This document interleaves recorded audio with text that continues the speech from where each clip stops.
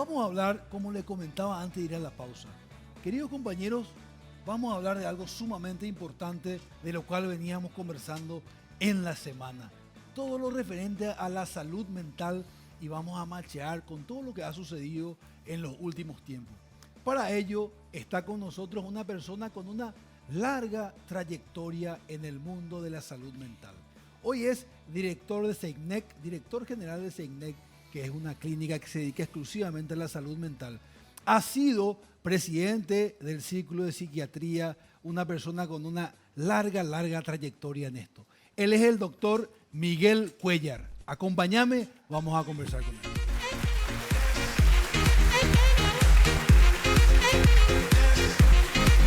Doctor, muy buenos días. ¿Cómo estamos? Gusto. Muchas gracias por la invitación. Un placer tenerte aquí. Él es el doctor Miguel Cuéllar, director general de CEICNEC, es conocido como Lito de cariño por gran parte de la comunidad. Un gusto tenerte acá con nosotros en Buenos Días América. Muchísimas gracias, Salim. Muchas gracias por esta invitación. Realmente nos conocemos con Salim de hace muchos años. Él es un gran amigo y tenemos un sentimiento en común que nos une, que es un club, ¿verdad?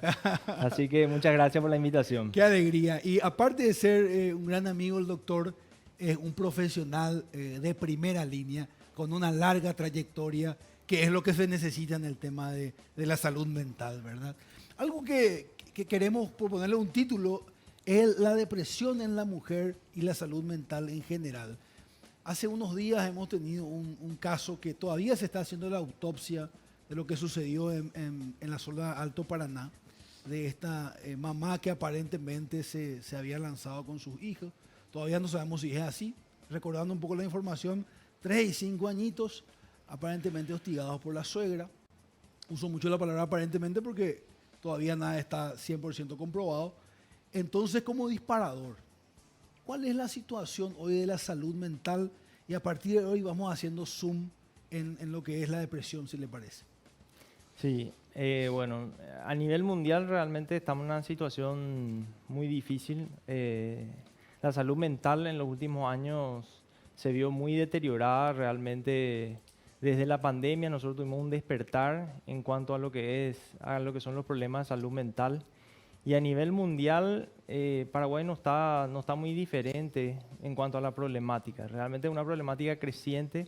Nosotros dividimos en salud lo que son las enfermedades transmisibles y las no transmisibles. Y realmente la salud mental está junto con las enfermedades cardiovasculares, el cáncer, las enfermedades respiratorias crónicas y la diabetes. Está en un puesto que realmente ocupa el 80% de lo que son las muertes. Está dado por el problema de las enfermedades no transmisibles. Y en los últimos años hubo un crecimiento bastante alto en cuanto a los problemas de salud mental. De hecho, se estima que para el año 2050 va a ser la primera causa de enfermedad a nivel mundial, ¿verdad? O sea que son números realmente preocupantes, y lo más preocupante es que nosotros no estamos pudiendo seguir esa ola de problemas de salud mental en cuanto a recursos económicos, a recursos humanos, a capacitaciones. No estamos pudiendo seguir, y realmente eso no hace que con el correr del tiempo nosotros tengamos un panorama más oscuro todavía, ¿verdad? Qué bárbaro, qué tremendo lo que nos está contando. Y hablando un poquito de la palabra depresión, que es un poquito la forma más común que tenemos de entender. Muchos de nosotros creemos que es tristeza, algunos entendemos que es una enfermedad. ¿Es realmente la depresión una enfermedad mental?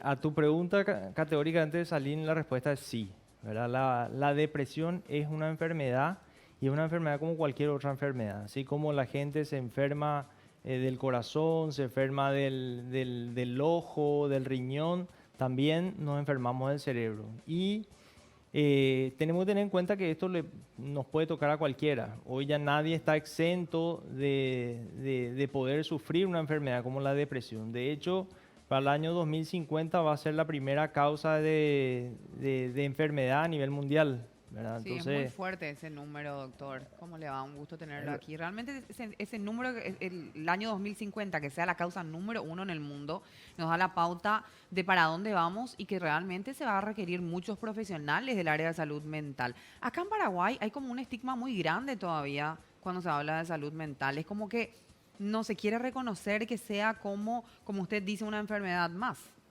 De hecho, ahí algo que tenemos que diferenciar es lo que es la tristeza de lo que es la depresión, ¿verdad?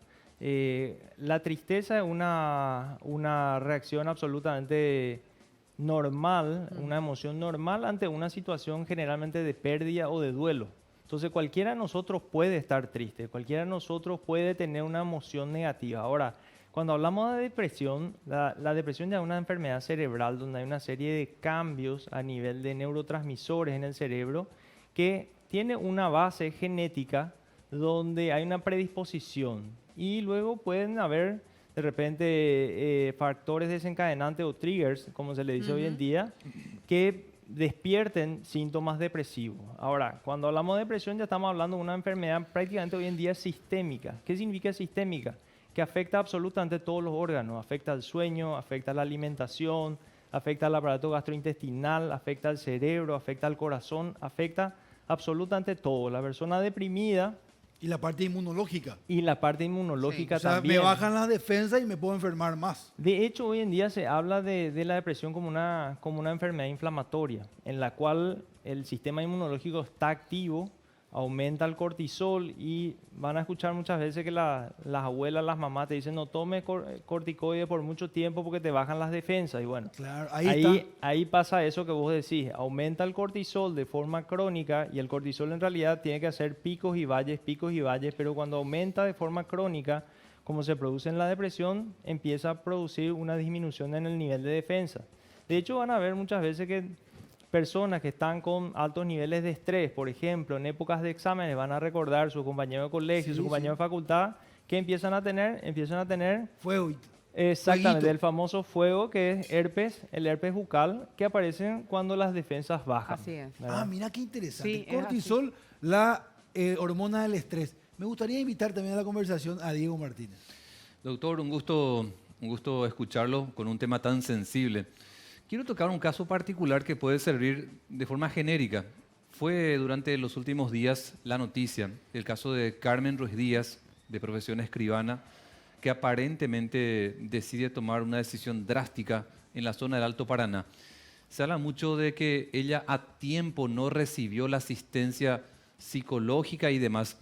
Y quiero preguntarte, doctor, nuestra realidad de las personas que necesitan de una asistencia así, al no tener a tiempo, ¿es siempre, lamentablemente, el resultado que muchas personas toman, autoeliminarse o dañarse muchas veces porque a tiempo no recibió esa asistencia?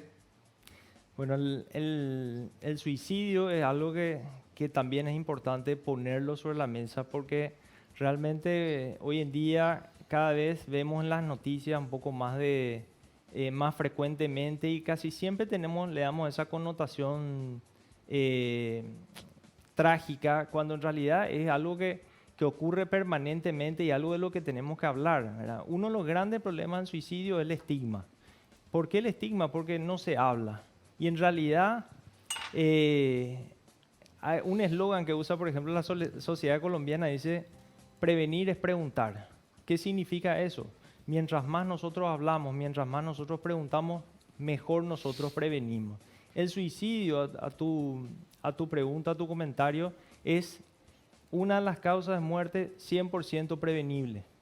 Mira. Eso es muy importante que tengamos en cuenta. ¿Por qué? Porque a veces, digamos, la persona no recibe atención a tiempo. Y en realidad el suicidio es 100% prevenible. Y fíjense que el suicidio, si nosotros nos ponemos a pensar bien en el suicidio, es una respuesta desadaptativa a un problema que generalmente es temporal, pero la persona encuentra cómo solucionar de forma definitiva. Entonces, ¿qué es lo que nosotros tenemos que hacer en el suicidio? ¿Qué es lo que nosotros tenemos que buscar? En realidad nosotros tenemos que buscar que esa persona pueda tener una vida que valga la pena vivir, ¿verdad? Y ahí ya vamos mucho más allá de solamente el problema de salud mental como un problema de enfermedad. ahí también tenemos que tener en cuenta que hay un montón de cuestiones que van mucho más detrás. Factores sociales, factores familiares, educativos. Fíjense que de todas las muertes en el mundo por suicidio, el 80% se dan en países pobres y de ingresos medios. O sea, eso no es poca cosa. Entonces, significa que a lo mejor, si nosotros tuviéramos mejor calidad de vida, probablemente la tasa de suicidio iba a disminuir. Entonces, son todos temas que realmente nosotros tenemos que empezar a hablar y tenemos que empezar a poner sobre la mesa, porque a veces se asocia el suicidio con algo realmente, con una enfermedad mental, y hoy sabemos que 30% de las personas que se suicidan no tienen un antecedente de enfermedad mental. Claramente. Doctor, y a ver, el caso que yo citaba es muy fuerte, porque estamos hablando de una mamá y 2 hijos de 5 y 3 años. ¿Cómo logra ese ser humano planear una autoeliminación propia y en este caso también de 2 menores de edad? Lo hace en un momento ahí sobre la marcha, por lo general que dice la ciencia o la psiquiatría o la psicología, doctor, o una si es algo autoeliminación pensado, así planificado, eso. fue planeado. No digo este caso particular, simplemente lo cito como ejemplo. O es producto ya en el momento en el que toma un vehículo y decide, digamos, concretar esta autoeliminación. ¿Lo hace planeando o es producto de una sensación del momento? Mira, ahí la conducta suicida, nosotros llamamos conducta suicida toda una serie de, digamos, a un espectro muy grande en el cual están las ideas suicidas, que es un poco lo que vos preguntaste, está el plan suicida, está la tentativa suicida y está el suicidio, digamos, la muerte por suicidio, ¿verdad? Entonces, ahí una estadística realmente interesante, hay 700.000 personas que mueren por suicidio todos los años. O sea, que si nosotros hacemos el cálculo, hay una persona se suicida cada 40 segundos. Ahora, eso no es lo más alarmante. Lo más alarmante realmente, ¿qué es? Lo más alarmante es que por cada muerte por suicidio existen 30 a 40 tentativas de suicidio. Entonces, y otra vez, eso a nivel mundial tenemos el problema del subregistro. Como la muerte por suicidio es tan estigmatizante, la gente en general no registra, ¿verdad? Y ni hablar de las tentativas suicidas. Claro, eso seguramente puede pasar inadvertido para lo que son las estadísticas, porque si yo, o sea, no quiero que nadie sepa que en algún momento tuve ese momento de debilidad y que no voy a reportarlo, ¿no? Las tentativas suicidas, justamente hay un subregistro demasiado grande y es lo que más nosotros tenemos que abordar. Y detrás de eso están lo que son las ideas suicidas. Hay un montón de personas que tienen ideas suicidas y que eso, obviamente, existe un subregistro. Y a tu pregunta, realmente muy pocos son los suicidios consumados en los cuales sea una cuestión netamente impulsiva. Generalmente la idea suicida aparece muchísimo tiempo antes, semanas antes, meses antes, incluso en algunas personas años antes. Hablando un poquito de este caso, intentando empatizar un poco, ¿qué señales pudo haber dado esta señora que falleció antes de que eso suceda, verdad? Y seguido a eso, hacer una pregunta compuesta, ella tiene que querer ayuda, son los familiares los que tienen que buscarle la ayuda, entendiendo que es una adulta. ¿Cuál es su análisis? Sí, bueno, en este caso particular probablemente haya una serie de factores que puedan influir y nosotros tenemos que tener en cuenta que hay un estigma demasiado grande y hay un mito en el cual dice el que se quiere suicidar no avisa. El 90% de las personas que consumaron un suicidio tuvieron señales previas. Imagínense, 9 de cada 10 personas que consumaron un suicidio tuvieron una señal previa. ¿Qué significa eso? Que nosotros tenemos que estar mucho más atentos a esas señales y empezar a preguntar. Otro gran mito es que porque yo pregunto, yo despierto la idea. Mentira, eso es un gran mito. Está demostrado de que nadie por preguntar llegó a consumar un suicidio o llegó a hacer una tentativa suicida. Prevenir es preguntar, acuérdense eso. Las 2P. Las 2P, exactamente. Y de hecho hay un acrónimo a tu pregunta, ¿qué puede hacer la familia? Hay un acrónimo que dice PEDRA. PEDRA viene P que es preguntar. Siempre preguntemos si la persona tiene idea suicida. No tengan miedo de preguntar, eso es algo demasiado natural. Es natural hablar de la muerte, es natural preguntar si esa persona tiene idea suicida. La segunda, la E, viene de escuchar.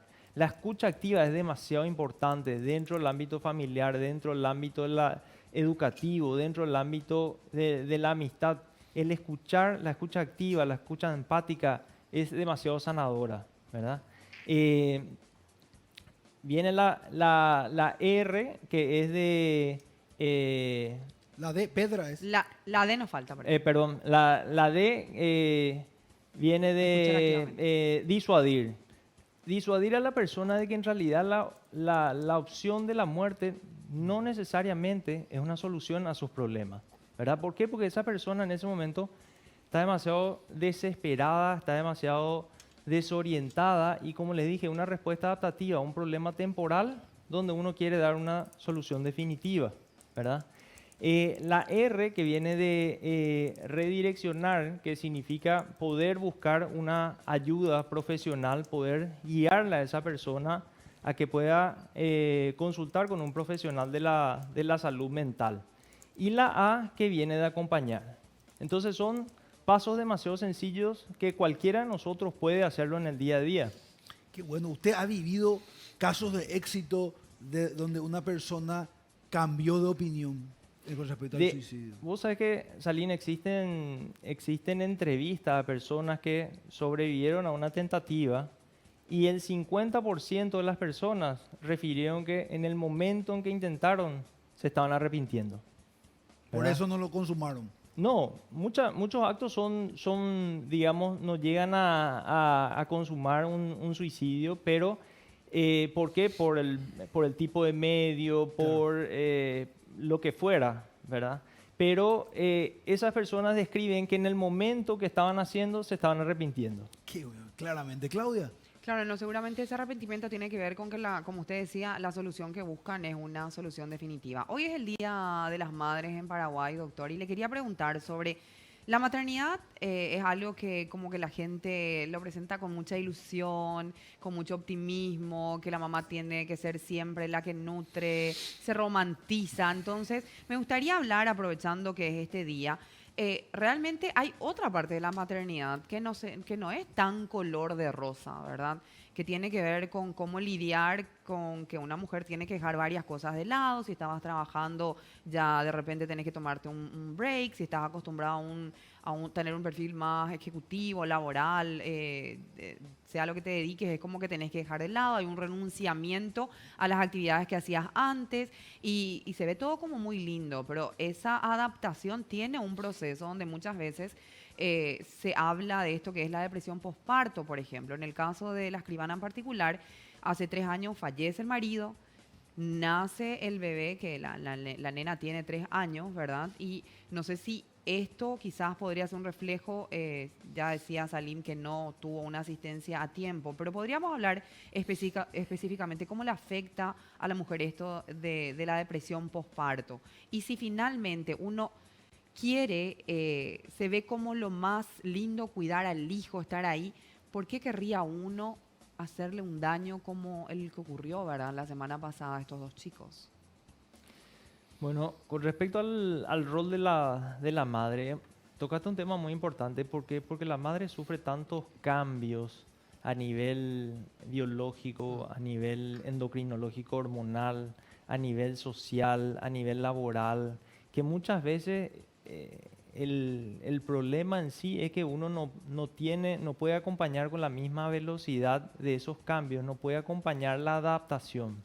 Entonces, además de eso, estamos hablando de que uno empieza a cambiar las prioridades en su vida en ese momento. O sea, de tener otras prioridades, probablemente pasa a la prioridad principal, que en ese caso es el hijo. Entonces, descuida un montón de cosas, descuida el sueño, descuida la alimentación, descuida sus relaciones interpersonales, sus relaciones sociales, la relación con la pareja, obviamente sale del rol laboral también, y a eso le suma, si la madre tiene otros hijos, esos hijos no dejan de demandar el mismo esfuerzo, Exacto, el mismo tiempo que que requerían Y uno tiene como que anteriormente. equilibrar eso, ¿verdad? ¿Cómo haces con el cansancio de cuidar al nuevo bebé? Está tu chico que ya estaba ahí, tampoco puede sentirse discriminado o relegado, ¿verdad? Es complejo, en serio. Y físicamente tiene un desgaste muy importante, además de lo psicológico.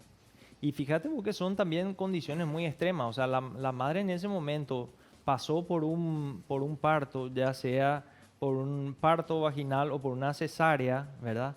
Tiene todo ese posparto, tiene después los trastornos del sueño que tiene en ese momento, generalmente la mala alimentación, a veces el poco acompañamiento también del entorno social, ¿verdad?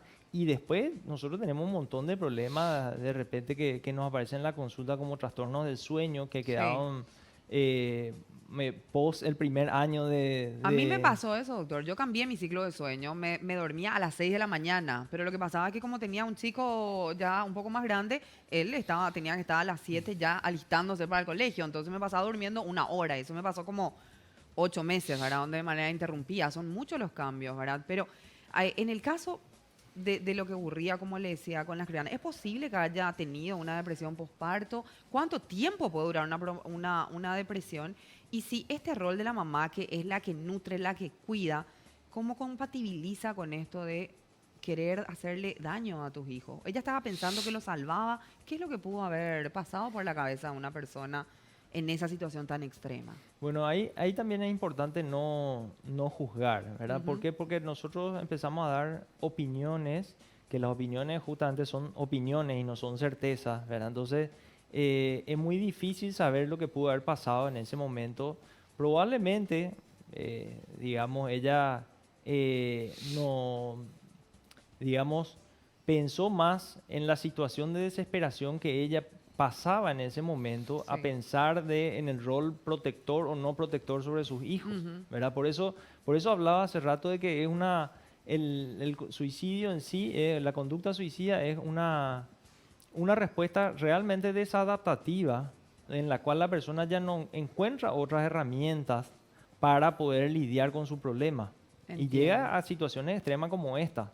Y el hostigamiento que se dice que sufría, ¿verdad? O sea, no solo el caso particular, ¿verdad? Pero el hecho de que uno tenga un hostigamiento continuo o una suerte de bullying o presión que expone ella en la nota, ¿verdad? Que deja, eso puede llevarte a tomar una decisión tan drástica. Eso que usted habla es una situación temporal que ya no supo encontrar otro camino, es lo que ocurre. ¿El hostigamiento realmente puede ser un desencadenante para que uno tome una decisión de este tipo? Hay muchas teorías que hablan sobre que tratan de explicar el suicidio y algunas, por ejemplo, hablan de que la persona en ese momento se siente atrapada, se siente que no puede salir de esa situación y ahí hay es la suma de diferentes factores, ¿verdad? Eso también es algo que tenemos que tener en cuenta. No existe un solo factor que pueda implicar o que pueda explicar o que pueda hacer de que una persona se suicide. Generalmente son una serie de factores que en la sumatoria Es hacen como de que algo más del sistema, digamos, no es solamente una sola no es cosa. solamente un Entiendo. factor, pero volviendo nomás a lo anterior, la persona se siente atrapada y uno de los factores, digamos, que más influyen en la conducta suicida es que la persona se sienta derrotada, se sienta humillada, se sienta afectada en su yo. Autoestima. Exactamente. Hablábamos mucho, vamos a seguir conversando sobre este tema, ahí sobre lo que comenta Claudia. El doctor trabaja mucho con todo lo que tiene que ver con adicciones, ¿verdad? Y trabajamos mucho en esa área y recuerdo que siempre hay un motivo en el factor externo, ¿verdad? Pero que finalmente es la persona la que tiene que fortalecerse para, de alguna manera, no usar esas excusas externas, ¿verdad? Porque es muy difícil que todo el entorno conspire positivamente para que la persona esté bien, ¿verdad? Bueno, Jotita Bernabé. Doctor, habló usted de la tristeza como un sentimiento y la depresión como algo más profundo, ¿verdad? Una tristeza prolongada puede llevarte a una depresión, puede llevarte a somatización, como lo llaman comúnmente, ¿verdad? Qué sé yo, una neuralgia, usted habló del herpes en época de exámenes y demás. ¿Una tristeza prolongada es la antesala a una depresión? No, ahí lo que tenemos que tener en cuenta es que el síntoma cardinal de la depresión es la tristeza, ¿verdad? Entonces asociamos mucho una tristeza con una depresión, pero en realidad la tristeza en sí no me va a llevar a la depresión, ¿verdad? Lo que sí aparece en la depresión es el sentimiento principal es la tristeza, ¿verdad? Y ahí hablamos de un montón de cogniciones también que se despiertan a nivel cerebral, como son la idea de ruina, la idea de desesperanza, la idea de minusvalía, como que todo me va a salir mal. Yo siempre le digo a la gente, es como cuando uno se pone lentes oscuros, ¿verdad? Es como todo ve oscuro, ¿verdad? Entonces en la depresión se activa un poco esa parte del cerebro que hace que uno empieza a ver todo negro, negativo. Entonces, ¿qué es lo que pasa a veces cuando... Y ahí, Jotita, la diferencia entre la tristeza y la depresión. Cuando nosotros damos una recomendación a una persona con tristeza versus cuando damos una recomendación a una persona con depresión, es muy diferente. ¿Por qué? Porque a una persona que tiene una tristeza, probablemente yo le puedo dar un consejo de amigo y probablemente puede llegar a funcionar. Pero en la depresión, lo que yo hago al darle un consejo de amigo, probablemente empeoro la situación en muchos casos. O sea, hay gente que te dice, vos tenés todo para estar bien.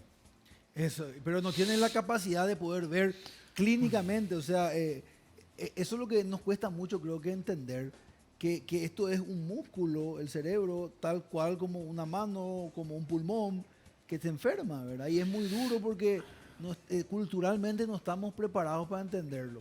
Al comienzo usted hablaba de los neurotransmisores. Esos neurotransmisores se tienen que conectar para que se produzca el estado normal, ¿verdad? Al estar desconectado, carece de la capacidad de conectarse los neurotransmisores, o sea que ni si uno le hace el mejor discurso, no va a poder cambiar eso, y ahí entran ustedes, me imagino, los psiquiatras, ¿verdad?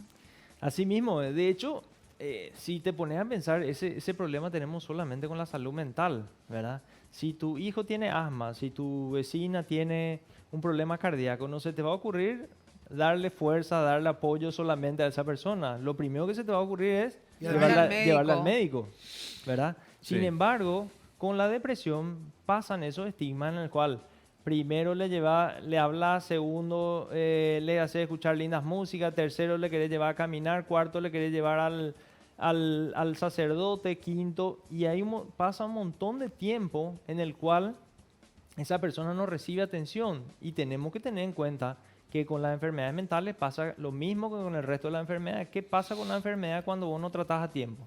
Lo único que hace es complicarse. No es lo mismo tener una depresión que empezó hace un mes que tener una depresión que empezó hace 1 año y medio, en la cual la persona ya perdió trabajo, Sí. ya empezó a tener problemas interpersonales, ya empezó a tener problemas económicos, un montón de cosas. Doctor, ¿cómo es una autopsia psicológica? Te Bueno, pregunto esto porque entiendo que ahora con el caso Carmen Ruiz Díaz, la escribana, la Fiscalía va a ordenar una autopsia psicológica. Sí, la autopsia psicológica se le llama son un montón de herramientas, un montón de entrevistas en las cuales se busca armar, digamos, lo que pasó previamente al suicidio consumado, ¿verdad? En este caso se hacen entrevistas familiares, se buscan también antecedentes médicos de la persona, se buscan incluso elementos que puedan estar, por ejemplo, en el auto, que puedan haber medicamentos, antidepresivos, un montón de cosas donde se trata de armar una posible hipótesis de qué es lo que pudo haber pasado. Qué interesante lo de yo primera vez que escucho y uno hubiese creído que tiene algo que ver con el cerebro, ¿verdad? Bueno, doctor, ahora que hemos analizado profundamente, vamos a decir, el marco conceptual de las enfermedades, me gustaría, si le parece, desmitificar o intentar desmitificar qué es un psiquiatra, qué es un psicólogo, hablando mal y pronto como mucha gente en su casa, sin culpar, ¿verdad? Culturalmente, el psiquiatra es para los locos, qué es el loco, qué no es. ¿Qué es? ¿Cuál es la verdad, doctor? Esa es una pregunta muy, muy interesante porque siempre culturalmente está muy arraigado como que el psiquiatra trata los problemas de salud mental más graves y el psicólogo como que trata los problemas más ligeros o más light, digamos, Sí. ¿verdad?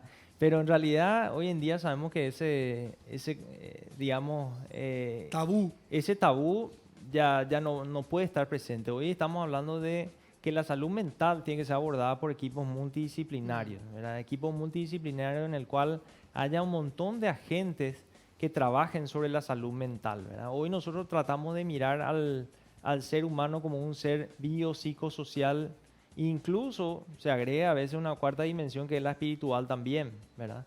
En la cual todos esos factores van afectando. Hay personas que tienen síntomas depresivos, digamos, como consecuencia de problemas endocrinológicos, por ejemplo, ¿verdad? Hormonales Entonces, sería. exactamente, o por problemas hormonales. Y hay personas que tienen Las tiroides, por problemas, ejemplo, afectan bastante el tema emocional. exactamente. El hipotiroidismo es una de las... el hipotiroidismo viene a ser cuando uno tiene hormonas tiroideas bajas. Y las hormonas tiroideas son las que regulan el metabolismo de todo el cuerpo. Y entre ellas también, una de sus funciones es también regular el estado de ánimo. Entonces van a ver que las personas que tienen bajas hormonas tiroideas a veces tienen síntomas depresivos también. Entonces, cuando uno va solamente a una depresión leve, a tratarse con un psicólogo, puede que también eso sea secundario a un hipotiroidismo. Entonces, hay que Claramente. buscar todas las causas que puedan producir síntomas depresivos. Incluso hay medicamentos que a veces producen síntomas depresivos. Qué increíble eso. Doctor Cuellar, ¿usted es doctor psiquiatra porque se recibe en la Escuela de Medicina? Asimismo, la formación del psiquiatra incluye 6 años de medicina, se hace un año de pasantía, que es lo que es el internado acá en Paraguay. Después hay 3 años de residencia, donde uno hace una especialización durante la residencia y ve pacientes con trastornos mentales durante prácticamente 3 años. Esa es digamos, la formación del médico psiquiatra. Y bueno, después ya hay maestrías y un montón de otras. ¿Y el licenciado en psicología estudia el comportamiento humano? ¿Cómo funciona? El psicólogo tiene una formación en la facultad de psicología, ¿verdad? Tiene un abordaje más cognitivo, más conductual, un abordaje más psicológico. Nosotros hablamos siempre del abordaje biológico, que vendría a ser a través de fármacos, y el abordaje psicológico, que vendría a ser a través de la palabra, de la terapia psicológica, ¿verdad? O sea que un paciente de un psicólogo que está con trastorno del sueño, que no puede regular su sueño, puede ser paciente del psiquiatra. En realidad, Así mismo. trastorno del sueño va directo al psiquiatra. No, en ¿verdad? realidad- Pero para desmitificar nomás En ese realidad, concepto el de- equipo debe ser multidisciplinario, porque hoy en día ese abordaje biológico, psicológico, ya no existe. Porque hoy sabemos que la psicoterapia Ujú. produce cambios a nivel cerebral y la farmacoterapia también produce cambios a nivel psicológico. Entonces, Claramente. esa barrera del psicólogo versus el psiquiatra, que mucho tiempo estuvo así muy arraigado, hoy ya no existe. Claramente. O sea, el psiquiatra es el que medica. Una persona con un trastorno normal puede ir al psiquiatra y no por eso es considerado un enfermo mental de manera despectiva. Es demasiado importante porque fíjese que si la persona cree que ir al psiquiatra está estigmatizado, no hay esperanza de que se salve ante una depresión clínica, ¿verdad? Así mismo, de hecho, no aborda luego esa problemática. Entonces, ¿qué es lo que hace? Justamente aumenta más el estigma. ¿Por qué? Porque esa persona no consulta, esa persona no aborda su problemática y eso lo único que hace es empeorar. Claramente. Entonces, como para ir concluyendo todo esto tan interesante que estamos hablando, estar triste es parte de la vida, es normal estar triste. Estar triste es parte de la Es vida. parte, decía por ahí un filósofo que qué sentido tendría la alegría o la felicidad sin la tristeza, ¿verdad? Como perdería su esencia, ¿verdad? Como la luz y la oscuridad, ¿verdad? De hecho, la tristeza en sí es una reacción, como le decía yo, a la pérdida, ¿verdad? Que tiene una función que hace que yo pueda sentir algo que no me estaba gustando, que yo perdí, ¿verdad? Claro. Entonces, Es parte entonces y tiene una función también para cambiar cosas, cómo nos ponemos más reflexivos, creo, ¿verdad? Analizamos mejor nuestros errores. Si estamos todo el tiempo up, así como demasiado alegre, hay cosas que no podemos reflexionar, ¿verdad? Totalmente. Creo que tiene. Bueno, entonces, la depresión, si tenemos algún amigo, alguna amiga, nosotros mismos, o nuestras madres, que muchas veces se produce en la parte más senil de la vida, una tendencia hacia la depresión, necesitamos desmitificar, sacar ese tabú, desestigmatizar y buscar ayuda psiquiátrica. Puede ser un camino.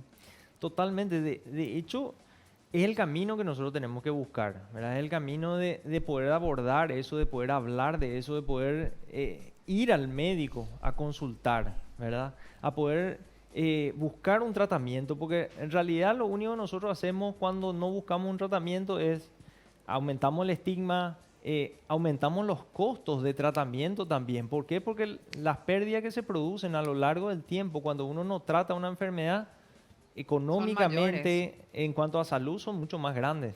Doctor, en algún momento en el Paraguay, yo me imagino que un anhelo que usted tiene porque se dedica hace muchos años a esto, es que se hagan, así como se hacen esas polladas para ayudar a un familiar que padece de una enfermedad fatal, se hagan polladas también para ayudar a ese amigo que padece de una enfermedad mental.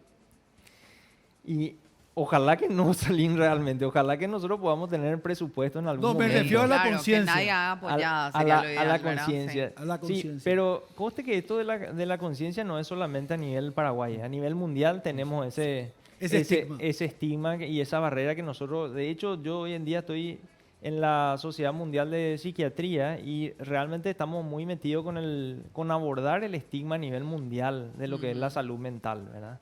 Es demasiado importante el hecho de que podamos romper ese estigma, ir a una consulta y como vos decías, Salim, hoy en día la salud mental es parte de nosotros, es parte de nuestro día a día, es parte de nuestra problemática diaria. Tenemos que dejar de esconder bajo la alfombra una realidad que hoy nos puede tocar a cualquiera. O sea, hoy cada uno de nosotros tiene un familiar, un amigo, alguien, y me parece muy simpático cuando los pacientes cuentan su experiencia de que le contaron a un amigo que tienen crisis de pánico, ¿verdad? Sí. ¿Por qué? Porque cuando cuentan, dice, yo también tengo, fulano Claro. también tiene, mengano también tiene. Es estigmatizar. Qué lindo eso, doctor. Bueno, Un tema final nomás le quiero preguntar Adelante, al por doctor, favor. ¿verdad? Cuando se dice doctor y de repente yo veo que la gente opina que uno tiene que estar bien consigo mismo para poder estar bien con los demás, o uno tiene que quererse primero para querer a los demás. ¿Hay algo de cierto en eso? Porque veo que hay mucho como hate cuando uno, o las personas que hacen todo lo motivacional e inspirador, ¿verdad? Y le dicen, no, es como que uno piensa que siempre tiene que estar al servicio de los demás y a lo mejor primero es trabajarse uno mismo, la autoestima, fortalecerse como para poder estar bien con los demás. ¿Hay algo de cierto en esa declaración? Sí, totalmente. Hay veces que nosotros nos olvidamos de nosotros mismos, ¿verdad? Hoy en día me pasa mucho en la consulta que la gente va y se vuelven lo que hoy en día se llaman trabajólicos o workaholics, ¿verdad? Trabajan, entonces descuidan su alimentación, descuidan sus relaciones interpersonales, su relación de pareja, descuidan un montón de cosas, entonces se olvidan de sí mismos. Y yo siempre le digo, finalmente, ¿para qué trabajas? Finalmente trabajas en teoría para mejorar tu calidad de vida. Y Exacto. cuando tu trabajo está empezando a empeorar tu calidad de vida, algo no funciona. Entonces es un momento donde vos tenés que replantearte qué yo le estoy dando a mi cuerpo, qué yo le estoy dando a mi vida y después qué resultado quiero obtener. alguna vez le escuché decir al doctor Cuellar un concepto que creo que puede sumar a lo que dice Clau, ¿verdad? Hablábamos de la famosa azafata, ¿verdad? Que cuenta que lo que primero hay que hacer cuando hay una turbulencia, una emergencia, es ponerse primero el adulto, el oxígeno Sí, para es después cierto. ayudar. Doctor, un privilegio tenerte acá con nosotros para abordar algo tan importante. Creo que fue algo que va a sumar a la ciudadanía. Espero que te hayas sentido cómodo también vos. Gracias. Gracias, Aline, y gracias a todos por la invitación y feliz Día a las Madres para todas las madres del país.